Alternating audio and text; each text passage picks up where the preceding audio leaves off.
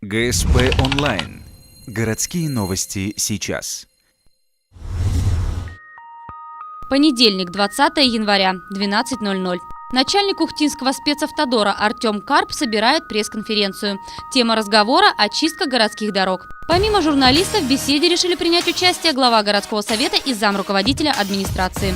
Из вступительного отчета руководителя спецавтодора становится ясно, что проблемы с чисткой городских улиц носят системный характер. Во-первых, существует проблема с кадрами. Механизаторов не хватает. Квалифицированные кадры – вот это наша беда.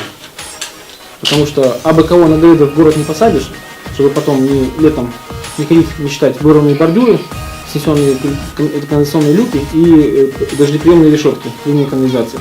Поэтому абы кто в город просто не идет работать. Во-вторых, качество дорожного покрытия оставляет желать лучшего. Из-за этого на некоторых участках появляется сильная колейность.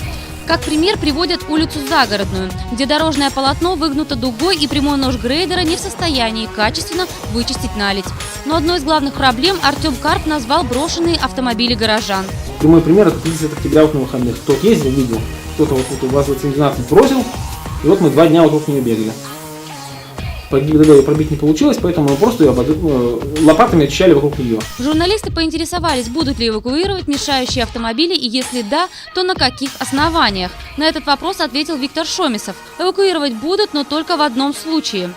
То есть мы эвакуируем транспорт для уборки, то есть во время уборки, только в том случае, когда мы заранее граждан предупреждаем, потому что мы все-таки, наверное, в свободной стране живем, и если мы машину припарковали, мы должны быть уверены, что мы ее выйдем и найдем. А вот если мы ее паркуем и видим, что там стоит знак временный, стоянка запрещена, остановка запрещена, в противном случае она будет эвакуирована, вот тогда у спецавтодора уже возникают реальные законные основания ее эвакуировать. В целом пресс-конференцию руководителя спецавтодора можно резюмировать так. Проблем в зимний период на городских дорогах много, и решить их одномоментно вряд ли удастся.